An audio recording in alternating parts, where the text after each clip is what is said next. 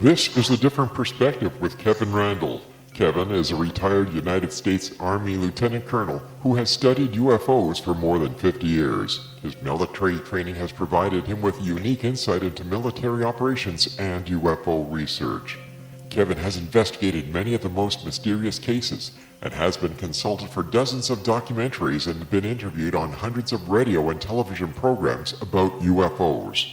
Considered to be one of the leading experts on the Roswell UFO crash, Kevin has written more than 25 books about UFOs, including Roswell in the 21st Century and Encounter in the Desert, a re-examination of the Socorro UFO landing. Now here's the host of A Different Perspective, Kevin Randle.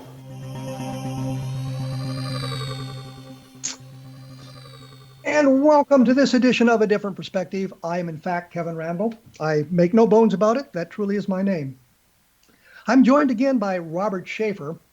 We were discussing Phil Klass and Stan Friedman last week, and the likeness of their personalities and their investigations. And as we discussed that, we moved off into talking about some of the UFO cases that have been investigated by both gentlemen, and some of the errors that we found creeping into their research.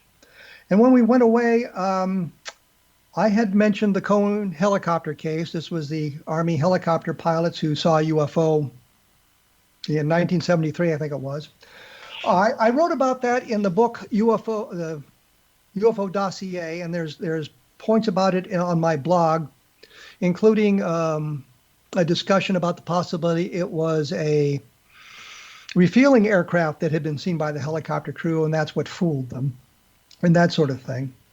So I bring that up just to kind of bring closure to that discussion last week, and to once again say that we as UFO investigators often bring different expertise to the table, and one of the things I can speak to with some expertise is what goes on in an Army helicopter cockpit between the pilots as you're flying a mission, and how the aircraft was handed off from one pilot to the other, and that sort of thing. I mean, things that are relevant to understanding how the case is developed. And for those of you who are interested and want to follow up that, once again, my blog at www.kevinrandle.blogspot.com has some information about the Cohen helicopter case and my discussion of the operation of the pilots in the helicopter. As I said, we were discussing, and I say we, Robert Sheaffer and I were discussing that. And just to give you a little bit more information on Robert, he is one of the leading skeptical investigators of UFOs. He was a fellow, I guess, on the Committee for Skeptical Inquiry, which is cleverly known as CSI. And I say that because if you type CSI into your search engine, you may not just get information about the program, crime scene investigation, but you get information from them as well. It was a kind of an interesting marketing ploy, I thought. Maybe they didn't plan it that way. Right. Paul Kurtz, of course, who was the founder of SCHEAFFER originally, certainly one of the founders, he did the name change back, 10 years ago or so, or 15 years ago. And I guess he didn't realize that CSI already meant something pretty much to everybody. So he thought that CSI was a pretty good name. However, as you pointed out, that you mentioned CSI to somebody, and they think of the TV program or certainly of that genre of things. Also, I mean, they don't have the domain name for CSI. They still use psychop.org because they couldn't get CSI. So that means something else. Well, that's interesting because I always thought it was a clever marketing ploy on somebody's part at Psychop. And Psychop, you actually have a name you can say. It's Psychop. We know what that means, but CSI, you cannot pronounce it as an acronym. So you have to say CSI. And I want to mention your book is Bad UFOs, and your blog is www.badufos.com. That's in case I don't mention it through the rest of the program. I got it up front. Okay, good enough. I think that where we were going on the conversations last time, as we were discussing Friedman and Klass, is we were moving more into a discussion of the analysis of specific cases. And I think that might be a good place to go because it gives people, dare I say it, a different perspective on that. And I think what we need to do, you had asked me at that point what my opinion of the coin helicopter case was. What do I think it was? I'm pretty well convinced it wasn't a meteor. There were witnesses on the ground who saw the object as well. There's 4 witnesses in the helicopter. There is some discussion about electromagnetic effects, meaning the compasses did not operate properly, and I think there was radio interference as well, which is one of the known or suspected or believed to be attributes of some UFOs, causing radio interference, causing engines to die, and that sort of thing. Let me ask you, Robert, do you have an opinion on the coin helicopter case?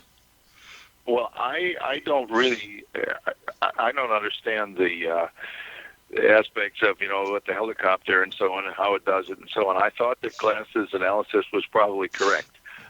But if you can show that it wasn't, then I would have to go through and look at that more carefully. I still don't understand why we're saying that it couldn't have been a meteor. Are we saying it was visible for too long to be a meteor? Or it changed directions and it was visible. It was visible too long. It was it changed directions. It kind of paced the aircraft. Those well, all again, it's hard to know about those things. I mean, they say, oh, it changed the direction. I mean, what? It came from the left and went to the right, or vice versa, or something, and zoomed around. I mean, I don't recall exactly what they said. Again, we know that it's difficult to, especially when you have a point of light and a dark sky, to judge its actual movement independent of the movement of the aircraft. So, and I mean, we have a number of examples of things, the famous, the dog fight, right? The Gorman dog fight. Gorman dog, yes. And so, I mean, it's easy for pilots to become confused in that situation. Probably we think also Friedrich Valentich in Australia probably saw Venus or something and was paying no attention to what he was doing and got into a death spiral and crashed, apparently. Well, and keeping with what you're saying, I will go back to the Charles Whitted case from 1948. Where the two pilots of the two airline pilots witnessed something coming at their airplane, thought it was an Army jet. It passed by the aircraft. They thought it wasn't. It was pretty close to them, and about the same flight level they were at 5,000 feet, and discussed a cigar shape with square windows on it. And for the longest time, everybody thought that was a great case. And then we had the Zond 4 reentry in March of 1968. And we know what it was. It was a decaying Russian spacecraft falling back to Earth. Yeah. But a number of people who saw it thought it was a cigar-shaped craft with square windows on it. So we understand the perceptual problems we have looking at something in a dark sky. And I think the Charles Whitted case has explained that. And I know my colleagues in the UFO field on my side of the fence, which leans toward the extraterrestrial, don't accept that analysis. But I think that's a fair analysis. Actually, Hynek wrote a Charles Whitted back in 48 or 49, whenever he wrote his Blue Book analysis. He suggested it was likely a meteor. Oh, yeah. Yes, absolutely. And the Air Force kind of rejected that idea because they couldn't believe that pilots would be fooled by something like that. But they didn't understand that as a meteor breaks up and strings out, you get this impression of a lighted cockpit and square windows. There was and I've said this before on this program, there was a wonderful, and I don't know if it's still up on YouTube, called Meteor Compilation. It's like 3 minutes and 19 seconds, and it was a compilation of video of meteors entering the atmosphere. And you could see in a number of cases where it strings out behind it and gives the impression of windows and that sort of thing, especially if you've only seen it for a momentary or a moment or two. But with the coin case, Jenny Zeidman, I think it was, did a long analysis of that, and based on the radio transmissions and everything, discovered that the object was in sight for 5 minutes. Not an ionized trail, but the object itself was in sight for 5 minutes, which would rule out a meteor. Right. Well, the other possibility, again, I haven't gone over this in a long time, but in many cases what you get is a conflation of multiple objects. That they see something like a bright meteor.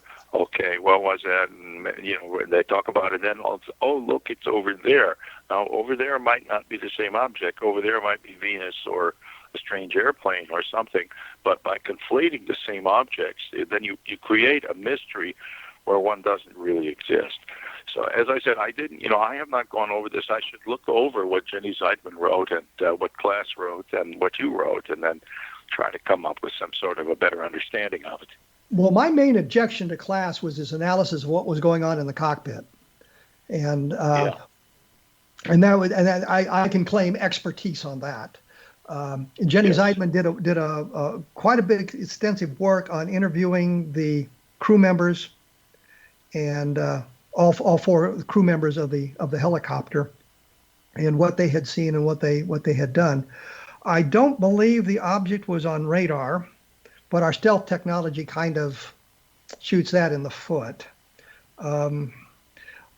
It seems to me that her analysis, based on what she had been able to determine, was the object was in sight for at least 5 minutes. And we had that inexplicable climb where they were at one altitude, and the next thing Coyne realizes they were at like 3,800 feet. And he had the collective full down and couldn't get the aircraft to stop climbing. And I know in flying in formation, I was at one point in the slot behind the lead aircraft with aircraft all around me as we were going into an LZ, and my aircraft started to float, which means I couldn't get it to descend as fast as the rest of the other aircraft. And I had the collective full down, and I rolled off the throttle, and I kicked the pedals so the aircraft was out of trim, doing everything I could get the aircraft to descend faster. So these sorts of things happen. But Klass, thinking that Jesse had pulled up the collective because he thought they were getting too close to the ground without saying anything to Cohn, is something that wouldn't have happened. And I think that's important that we look at those sorts of things. And when you're doing UFO investigation, you've done UFO investigations, of course. You try to find all the witnesses and all the people who have relevant information to help you understand what happened. Right. Such as? Yes, that's true. Can you think of a case where that you've done that? I mean, I can cite cases where I followed up on things and was able to solve the case based on talking to additional people. And I just wondered if you found some cases where it was inexplicable at the beginning and it seems to be somewhat more. You found a solution that fits all the facts as opposed to just part of them.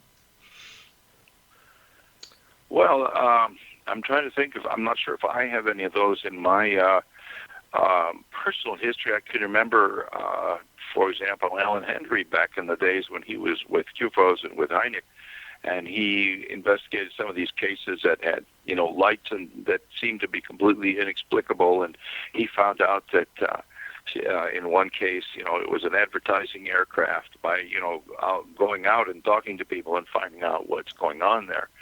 And so, well, let's do this. Let's do this. Often, let's do this. Let's come back here in just a minute, and while we're away, see if you can think of a case that maybe there is no solution for, that you can say that this is an unidentified case, and I'm not embarrassed to say it. I just find no terrestrial explanation. I don't know what it was.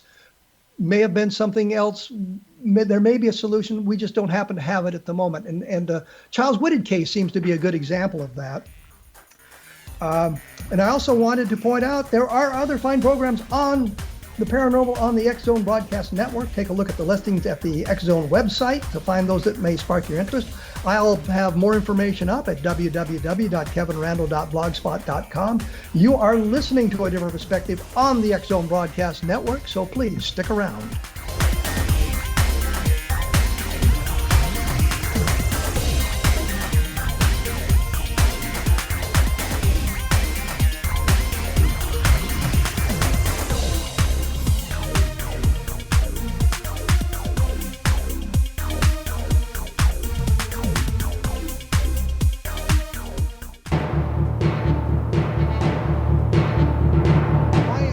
here with Robert Sheaffer. And as I like to say periodically in the programs, we are properly socially distanced. He's out in California. I'm in Iowa. We have no chance of spreading the virus to one another, at least directly. That is true. Yes, that is true. Maybe virus information, virus misinformation, but not coronavirus.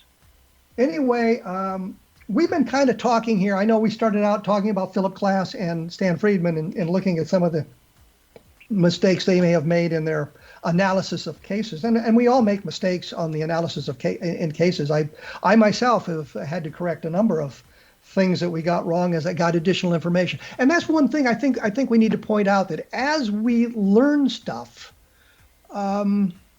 we can correct those mistakes we've made in the past. It's not flip-flopping. It's not being a bad researcher. It's just you had this information in the beginning, and now you have better information. And I'd like to point out one thing that there's been in any number of UFO books, the story of this metal vessel, I always thought of it as a gravy boat, but more of a bell-shaped thing blown out of solid rock in Massachusetts. And you don't know how many times I've read it in UFO books about this thing was embedded in solid rock, which means it had to be dropped at the time the rock was formed, and it would be millions of years old. And you know it's true because it was published in the Scientific American in 1842, 1852, somewhere in there. At the University of Iowa, they had a complete set of the Scientific American. So I went back and looked this darn story up. Took me a couple of hours to find it because they didn't give a date, and I had to search through an awful lot of the magazines. But I found the article, and it's not what it has appeared to be, and it probably is a hoax by the Masons. Surprise. But the thing was, it was in Scientific American, and you have to understand the magazine has evolved from that point. But and again, there's something on my blog about that, and I've covered in other books about out of place artifacts. Look up "oops" out of place things or out of place artifacts, and you can take a look at it. But the point is, the research took me in a different direction. I was able to solve this mystery, and I guess my question to you, Robert, would be: have you come up to a UFO case where you don't have a good solution for it? You suspect something, but you don't have a good solution. You would say, I really don't know. Well, you try to get the information that you can as best you can, but you try to make your best analysis based on that. I can give you an example of where I've had to change my analysis, where I found out I was wrong. Turns out not completely wrong, but incomplete, and so not a complete analysis. And that has to do with the Jimmy Carter case that we've been saying for years that it was Venus, because he was looking directly at Venus. See, this is one of those cases where it took a lot of research just to get to that point, because there was misinformation and no information, and the newspaper accounts were saying that it was in Thomaston, Georgia, or some such thing, which it wasn't. And then I finally managed to track down from Hayden Hughes, who had a UFO bureau in Oklahoma City, and he had actually gotten Carter to fill out a form about his sighting. But Carter didn't remember the day. He knew it was in Leary, Georgia, but he thought it was October of '69. I managed to get through to the headquarters of the Lions Club, and by pure stroke of luck, they still had the information there, although they were in the process of getting rid of old information that's more than a few years old. And it turned out that it was not the date that he said. It was January 6th of 1969. So you put in Leary, Georgia, that location, and January 6th, and you get the position that he was pointing, absolutely pointing right at Venus. So, okay, that's your analysis. It makes sense. We know so many people have reported Venus as being a UFO. Well, there was another fellow, or actually a couple people. One fellow who started to look into this. Apparently, he had some familiarity with the Carter Library and so on. But he had also worked on these launches. NASA was doing these barium clouds of sending up clouds of chemicals into the upper atmosphere for the reason of checking them, but basically following them. They want to learn about winds in the upper atmosphere. And so he was familiar with this, and he knew that at Eglin Air Force Base, which is not real far from where Carter was, it's in Florida Panhandle, and he was in Georgia. But it turns out that there was indeed a launch on January 6th of 1969, and just before the time that Carter reportedly saw the UFO. And if you calculate where the thing would have been visible, here's the amazing thing, right next to Venus. In other words, you'd see Venus, and then right next would be this big glowing cloud from the rocket. Now, this is information I didn't have, and nobody that I knew had this information, but having checked it, it appears to be correct. Then if you go back, somebody else went back and checked newspaper accounts and also the APRO Bulletin and so on. There were lots of other reports on January 6th from that region around Georgia and even the Carolinas and Florida. People were reporting seeing something in the sky. So now, I mean, people mistake Venus for UFO all the time, but they don't do it all at the same time. That, you know, it's a random sort of a thing, a few here, a few there, whereas if a bunch of people all at once say, oh, look at that, then something is up there. And what was up there was, it turns out, yes, indeed, there was a launch from Eglin Air Force Base of a rocket, I forget what kind of rocket, that goes up, 50 miles or 60 miles, and releases this cloud into the upper atmosphere that's glowing, and then they track it and they learn something from it. So, and that's on my blog now, a very recent posting that explains this, that as soon as we got the information about the Carter UFO and the launch of the barium clouds, and I saw that everything fit together. So, you know, I put that information out there, and on my website as well, which is debunker.com. Well, there's a page about that Jimmy Carter sighting there. Well, have you ever come up to a UFO sighting that you just had to say, I don't know? Well, we've discussed a few of them. You've talked about Leveland, and I'm really not sure. But we also have some questions as to exactly what was seen and how credible some of those accounts are. And so it's really, I would hesitate to give a strong opinion on that. Also, we talked some of these we've talked about the Socorro. What exactly was somebody tricking? Was Zamora? I mean, was this a student hoax? It's easy to say that, and it's been said credibly that it's a hoax, but nobody's ever absolutely shown, look, here's exactly what they did. Here's what they showed Zamora, and here's how they got away after doing that. Nobody has put that together, and I don't think it can be done because I don't think there's any scenario that would fit that. So now somebody else proposed that he saw one of the early propane balloons, which was a novelty at that time. People did not have the now familiar propane balloons back in 1964, although there were a couple of them being tested as like prototypes. So, and you know, possibly he saw something like that. But again, it allegedly got away so fast. Maybe he made the whole thing up. I don't know. I've given up. You know, people would say, "Why would anybody say that?" I've given up trying to answer why anybody would say that, because we know that some people say some amazing things, and who knows why. Well, I was going to say, what you're saying is you've got a number of scenarios of what it might have been, but you really don't know, and I think that's the real point here. With the Socorro case, we really don't know. You know, was it an alien spacecraft? Was it something else? I'm assuming that you lean toward it was something else, and I might lean toward it being an alien spacecraft, but we really don't know. And I think that's the point. I would think that the idea of it being a propane balloon that landed, two guys got out, fiddled around a little bit, and then took off again, makes a certain amount of sense. But again, I can't nail that as, you know, being absolutely true. I think it makes more sense than the student hoax, simply because I can't imagine how that student hoax could have been carried out. Well, I'll agree with you. It makes more sense than the student hoax scenario. But Zamora got awfully close to the thing. And even if he couldn't say, well, that was a propane balloon, I think he would have understood that. And I understand the reasoning behind that was the roar that he kept talking about in the blue flame makes it sound like it sounds like a propane balloon. Because the thing goes a whoosh, the flame comes out and a loud whoosh, and the balloon goes up. But I still lean toward the idea that it was an alien spacecraft. And I explored that in depth at Encounters in the Desert. So I thank you for giving me the opportunity to mention that once again.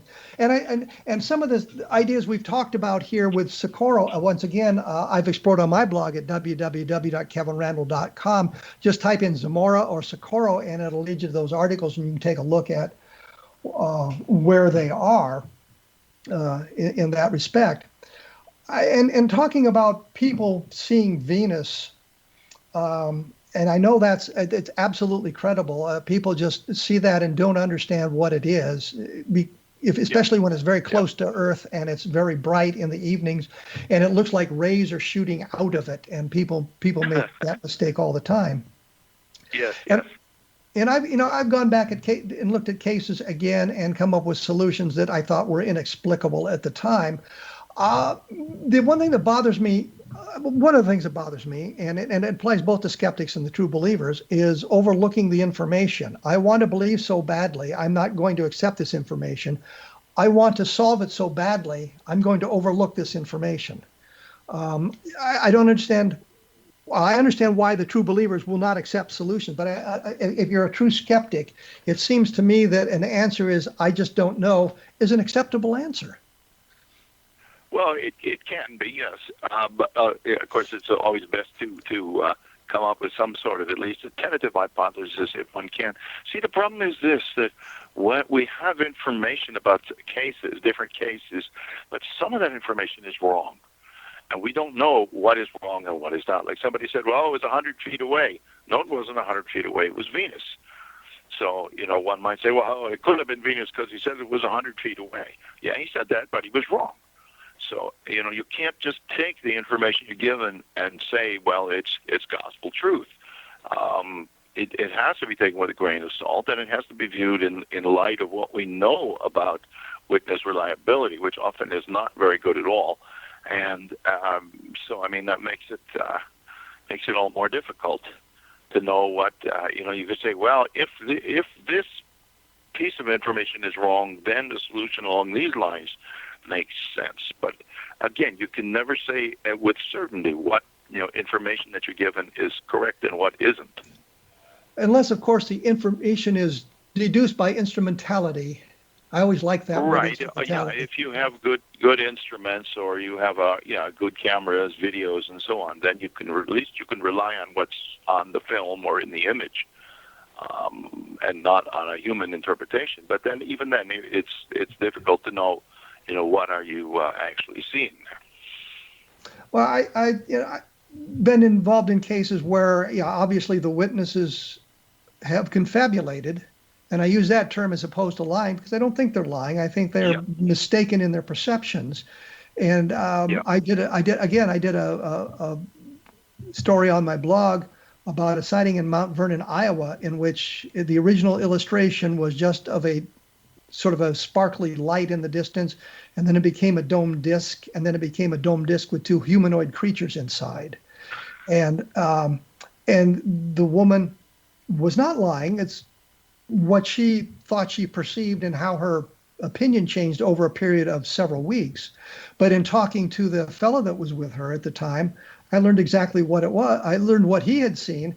And when I went out to the side, I learned what they were watching were the landing lights of aircraft at the airport. But the wind was blowing the wrong direction, and they were looking at it through the trees, and it looked like some kind of light coming down through the trees as opposed to aircraft landing at the airport. But by going out there, I understood what they were looking at. Let's take a quick break here, which we have to do. And I will say once again, there are some fine programs about the paranormal on the X-Zone Broadcast Network. So take a look at the X-Zone website or xzbn.net. And we will be back right after this discussing UFOs. And maybe we'll talk about Phil Klass and Stan Friedman a little bit more. So please stick around.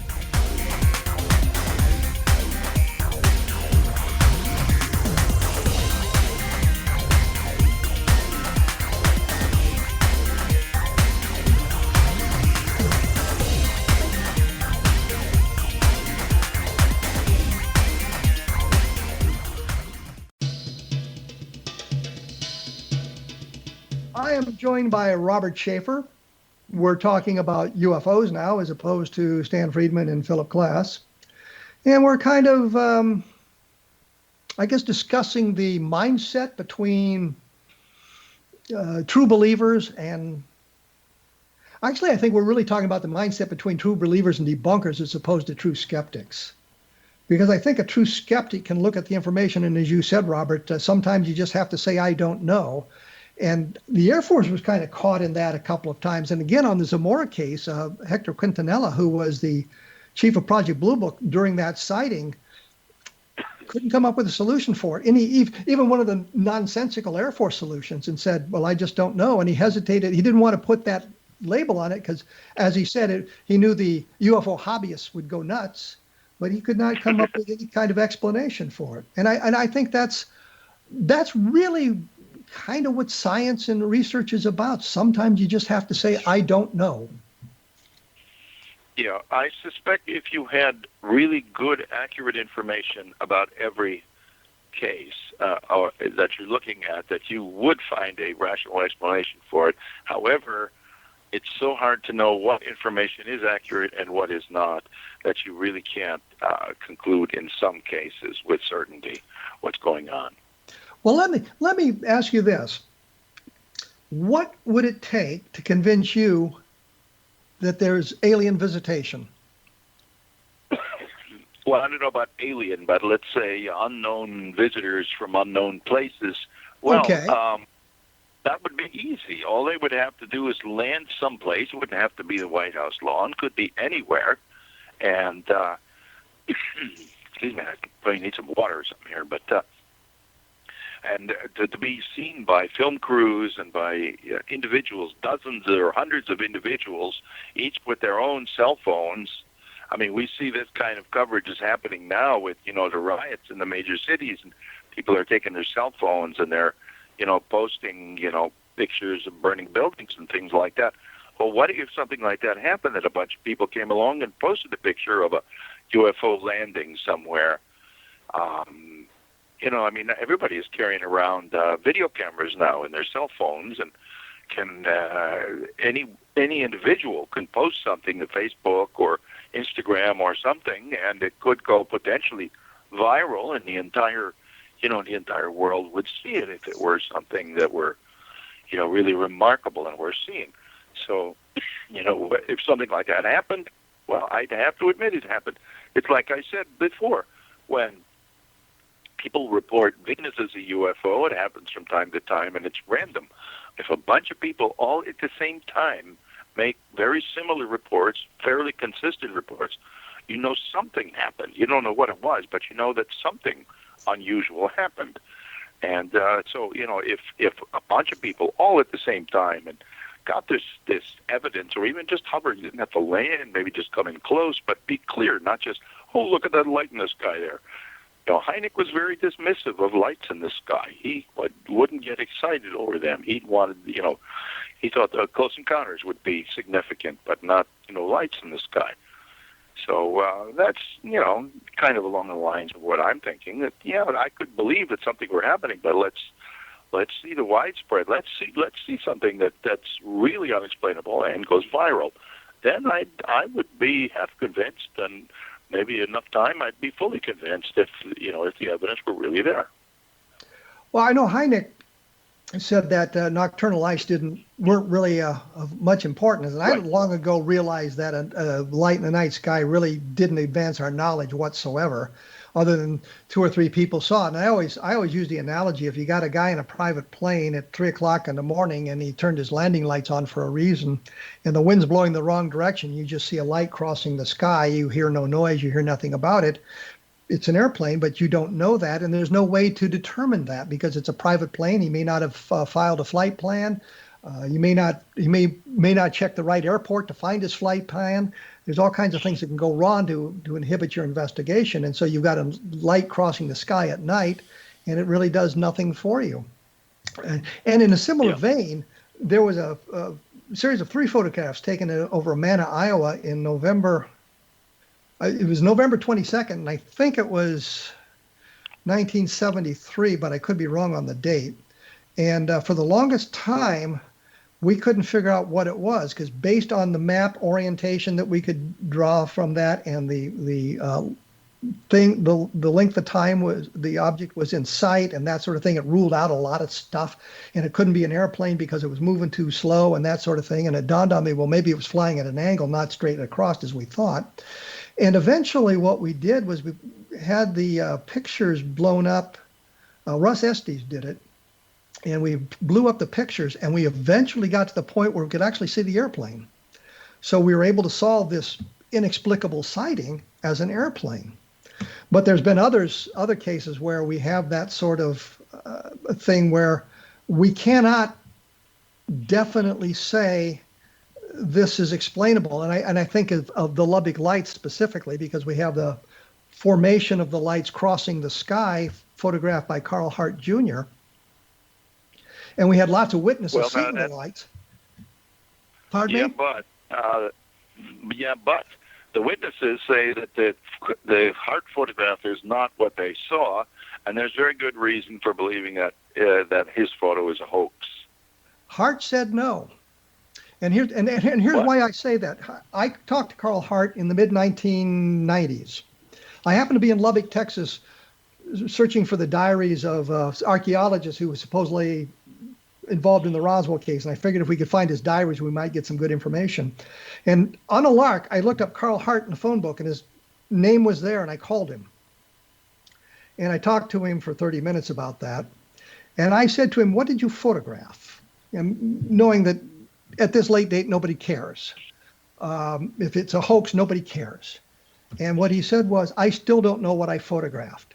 Now, the professors at one time said, no, they talked about the lights being in a formation, the four professors that originated the whole thing in Lubbock from Texas Tech, the Texas Tech College at the time, now Texas Tech University. But one of them got his nose out of joint because Carl Hart's photographs kind of took precedent over their sighting, because he had photographs and they didn't. And so then you end up with the problem is, well, is the professor changing his story because he's annoyed at Carl Hart, or is what he's saying is really accurate, that kind of thing? And, we look at the whole file, and I think the photographs are really inexplicable. We don't know what they are. And you're left with that. It's either something extremely unusual or it's a hoax. There's really no middle ground in those photographs. Right. Well, no, I'm recalling an analysis I read. I'm trying to remember who wrote it. But basically, that if you look at those two photos, that you rotate them, that it's the same thing. In other words, the relative positions of the objects in the photos are the same with respect to each other, even though the whole thing has rotated. And so this is not, which strongly indicates, a hoax. I'm not sure if I can find this right now, but well, while you're searching for that, once again, I stress that I did talk to Carl Hart, and we mentioned on the last program the Lucy photographs, where the kids had taken the flying saucer with the flashlight underneath it. Right, it's in the Condon Committee. It's been on a number of books and printed a number of places. I think APRO's printed it a number of times. NICAP has, and as they matured and got older, when they were approached again, they said, yeah, we faked that. And I think 99% of the photographs taken of UFOs were taken by teenage boys, and 99% of those are faked. And when they mature and they have an opportunity, they come out and say, yeah, I faked that thing. And what gets me about the Hart photograph is that he didn't ever say, I faked that thing. He had the opportunity. I think in the 1950s, when it was investigated and the Air Force really threw the fear of God into him, if this is a fake and you've lied to us, you're going to be in big trouble. And so he's now stuck in the story. He can't get out of it, because if he admits it a hoax, he's in big trouble. He's afraid to admit that it's a hoax. But I think now, in the mid-1990s, I think he would have been in his 70s at the time I talked to him. He has no fear of that anymore. And if it was a hoax, I am convinced he would have said, yeah, I faked the thing and here's why I did it. But he didn't say that. He says, I still don't know what I photographed. So I think that's a case where you've got four photographs actually by a witness So you have some instrumentality involved in it. You have something to take into the lab and to research. And I also think that you've got debunkers who are going to find something wrong with it, no matter how wrong their analysis happens to be. And that's why I'm now separating debunkers from skeptics. I think skeptics will look at it and say, I don't know. I'm pretty skeptical of this whole thing. Well, like I said, to me, those photos don't look really like things in the sky. They look almost like something that was just produced in a lab or something, is what they look like. You got your bell ringing there. The photographs themselves, there were 5 originally. One of them has been lost. It's never been printed as near as I can find, and I've looked at a lot of different sources. I even went through the newspaper files there in Lubbock. Somebody had stolen their Lubbock Lights file, for crying out loud. But there were 5. There were 5 photographs originally. There were 4 that had been printed everywhere. The Air Force could find no reason to suggest they had been hoaxed. And attempts to duplicate them as something in the sky with either the birds or other explanations that had been offered failed. So I'm leaning toward here's something that's still inexplicable, not necessarily alien, but certainly inexplicable. Well, I'd have to go and dig through. I never know when you bring up these cases. I don't know which ones you're going to bring up. Neither do I. But there is an analysis of showing that those lights on the heart photos are not something in the sky. They're probably holes in a plate of some kind, or in a board or in a cardboard, and with light shining through, and it's photographed in different positions. What that appears to be. I think one of the analyses showed that the lights were not on a solid object, but had moved in relation to one another in the formation. Well, now I've read precisely the opposite of that, and so that's why I say I don't have that information in front of me now. But one would have to, look at everything that's available on this, and that would take quite a bit of time to gather it all together. Well, that's why I do something called chasing footnotes on my blog periodically, where I will find a case, and they'll give me a reference, and I'll chase it back to that reference, to the next reference, to the next reference, till I get to the end. And yeah, that's what you want to do. And I just did one on a UFO sighting with electromagnetic effects in Minnesota that took place. Oh, for God's sakes, I can't remember the date.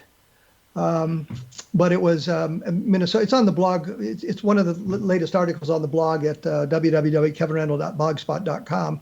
But I looked at what Mark Roediger had said in his book about electromagnetic interference, and he said it came from Passport to Magonia from Jacques Vallée. And I went to that one, and he said it came from ATEC. So I went to the Project Blue Book files, and there was no case with that case name on it. But there was one from Minnesota on the same date at the same time, and the 2 places are about 10 miles apart, and one is where the guy lived and one was where the guy saw the thing. And so I was able to chase it to its very end and came up with an explanation that it may have been a hoax based on what was in the ATEC file. And Vallée didn't mention that, and Roediger, who did not chase it to the Blue Book files, because when he wrote his report, he didn't have that available to him. We're going to have to take another break here, which helps pay for the program, I guess. I'm here with Robert Sheaffer. We're talking UFOs. We've kind of diverged from our discussion of Phil Klass and Stan Friedman, which I kind of figured we would at some point, and talk about some UFO cases that are exciting. You can find more information about the cases we're mentioning here at www.kevinrandle.blogspot.com or at www.badufos.com with Robert Sheaffer. We will be back right after this, so please stick around.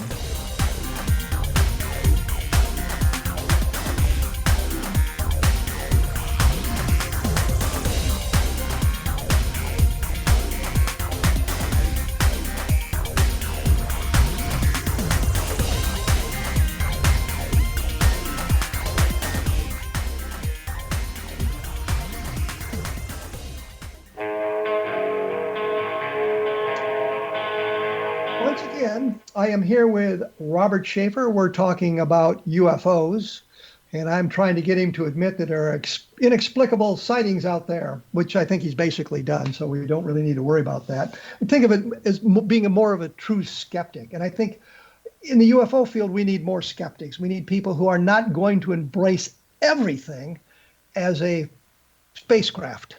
Because sometimes you just see stuff that fools you and you just can't figure out what it was. And I was intrigued by when I asked you what it would take, and you mentioned you don't even need to have a spacecraft in the lab to research, but you could use, again, my favorite word, instrumentality, the cell phones. Everybody from multiple locations independently photographing the same thing. People who don't know each other. Independently. Because there's all kinds of information you can derive from that, knowing where the person was, what direction they were looking, and basically what angle the thing was. You can just discern all kinds of information from that. Yes. And that's what we don't see. And that's, if we believe some people's accounts, UFOs show up at the same place every night and hover there for an hour or more, or are seen frequently in certain locations. Well, hang out there, bring your best cameras and so on. It's nonsense. We can't. If you've been watching, you've been hearing all the talk about the so-called Skinwalker Ranch in Utah. Well, they got everything there. They got cryptids, and they got dimensional portals, and they got UFOs and everything. And they've had a few UFOs on their show, but they're distant objects that really aren't very clear. And you think, well, maybe it's a balloon or maybe it's something. And I'm thinking, this is supposed to be the hottest of the hot spots. And there have been people, both when Bigelow was the owner, Robert Bigelow was the owner of the so-called Skinwalker Ranch for a number of years. He had his people out there. He had a group called the National Institute for Discovery Sciences, and they were camped out there and over a period of several years. And they, two of them wrote a book about the hunt for the Skinwalker, and George Knapp, and was it Colin Kelleher? And basically what they said as a summary in that book, well, we were there for all these years, but we never were able to capture anything, on film or on the video that would truly prove anything. And so you think about that. Wait a minute, they were out there over a period of several years, maybe not every day of the year, but many days each year. They're out there with cameras and all kinds of whatever equipment they've got, and they still can't record it. There's supposedly all this paranormal stuff happening, yet they can't record it. Now we got the new owner, Brandon Fugel, and we've got a different crowd, and now they've got quite a substantial audience of their TV show about the so-called the Secrets of Skinwalker Ranch, or whatever they call it. And again, it's the same thing. There are all these stories about, I feel, I go to this spot and I feel dizzy, or my phone doesn't work, or my magnetometer detects something. Well, okay, and this just goes on for week after week, and nothing really happens. Show me a cryptid. Supposedly there's a skinwalker, whatever that is, some kind of a monster. Show me a chupacabra. Show me a Bigfoot. Show me a bulletproof wolf that's supposed to exist there. A wolf that will come at you and you'll shoot at it and hit it, but the bullets won't stop it and it'll just walk away. Okay, that's a good story, but let's see a little bit of video evidence of any of this stuff. That's the same thing with all these claims of paranormal going on. They never always manage to slip away before the evidence becomes convincing. Well, the one thing I remember is there was a bolide, very bright meteor, seen over the Grand Teton Mountains in Wyoming in the 1960s. And there's a film of it. There's a film of it. I guess it bounced off the atmosphere. There's a film of it. Yes, I wrote about that in my earlier UFO book. Yes. But here's the point. And in fact, it was even on the cover of Sky and Telescope magazine a while after it happened, a year or two after it happened. where it looked almost like the National Geographic or something. Here's this, picture of the mountains and the lake and whatever in the sky. And then, of course, we see this bolide that's zooming across the sky. And it was widely seen by everybody over a stretch of like more than 1,000 miles. I think it was going from south to north. They saw it first in around New Mexico, and then it went north in Colorado, Wyoming, and then people in Canada saw it. So, I mean, this definitely was something there. We have so many photos and so many witnesses. And there's my before point. People had cell phones. These are just plain old cameras. That's my point. That's my point. Yeah. Here's a very rare phenomenon. You cannot reproduce it. We have movie footage and we have still photographs by independent witnesses from around the area. We have photographs of it. And that was the thing that's always bothered me about UFOs. We do not have a case like that where we've got photos of the same object taken from multiple locations. And right. I think that we would have such a thing if these, extraterrestrial UFOs were real or some other strange, type of completely unknown phenomenon, but still widely seen. We know it's widely reported, but it's not widely recorded or photographed, at least not with any clarity. And the other side of that coin is talking about the photograph over Grand Tetons. That object was 70, 80 miles in the air and very bright. Something like that, yeah. When we're talking about UFOs, when we see them close to the ground, so they're not seen over that kind of a wide area, and the opportunity to photograph it by witnesses is therefore limited by the altitude of the object and the size of it and the brightness of it, for that matter. So yeah, well, that's true, but we have no shortage of UFOs reported in and around major cities.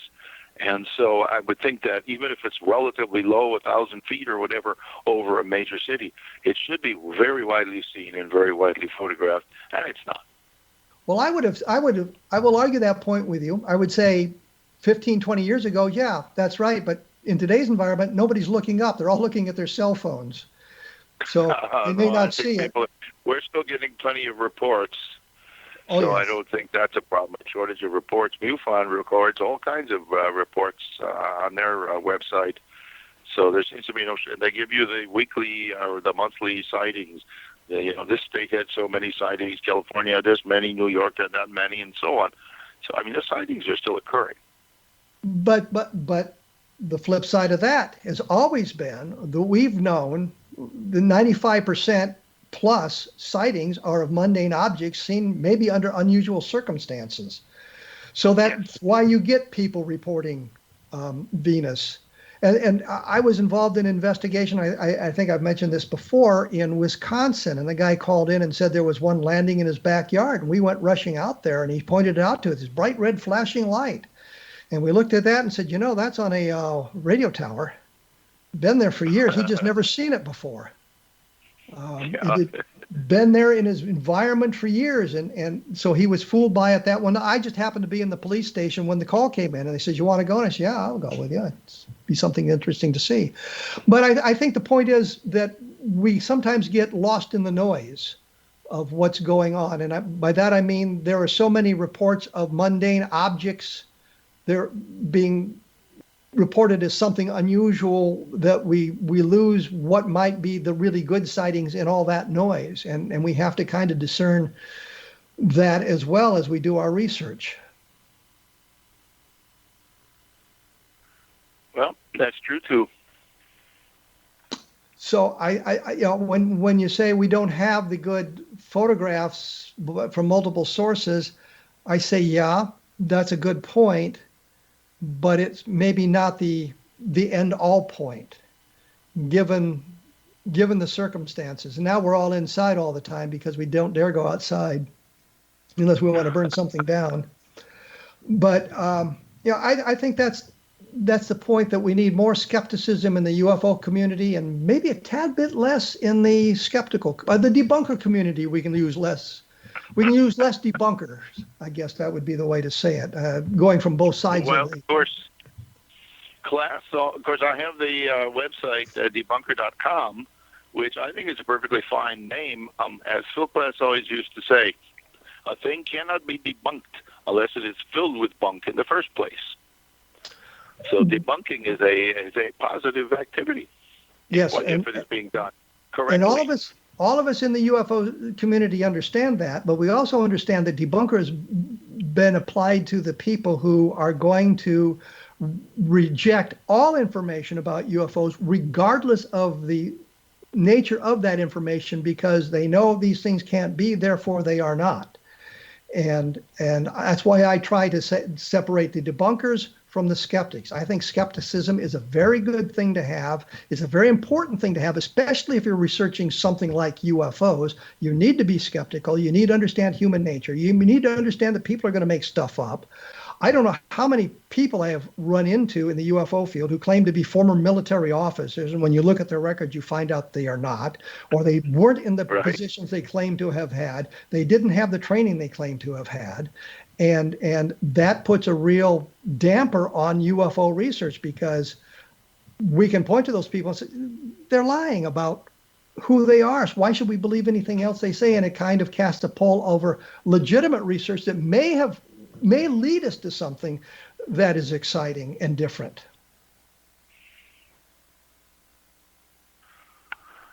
Okay, I did find, digging here a little bit for the Lubbock Lights, this was an analysis published about 3 years ago by Gilles Fernandez, who was a French investigator. He has, this is on a Facebook group of UFO pragmatism, and he takes these photos that we're talking about here, the Carl Hart photos, and he shows that you rotate them, and you get the objects in the same position, even though you rotate them, and that, so they're not changing position relative to each other. So one would have to look at this carefully to make sure that it is correct. But assuming if it is correct, that pretty well establishes that the Carl Hart photos are a hoax. Well, I would disagree with that. I would disagree with that on one thing. What if they're lights on a fixed object? Well, well, I suppose it could be, but that's not what they're supposed to be, I guess. But so it could be. I suppose it could be the gargantuan fixed object going over, but that's not what the witnesses apparently reported. They thought that they were, individual objects going over. But there is a sighting that took place in Albuquerque some minutes before, an hour before, of a flying wing type craft with lights on it as well. Because it was bright enough for them to see the object as well as the lights on it.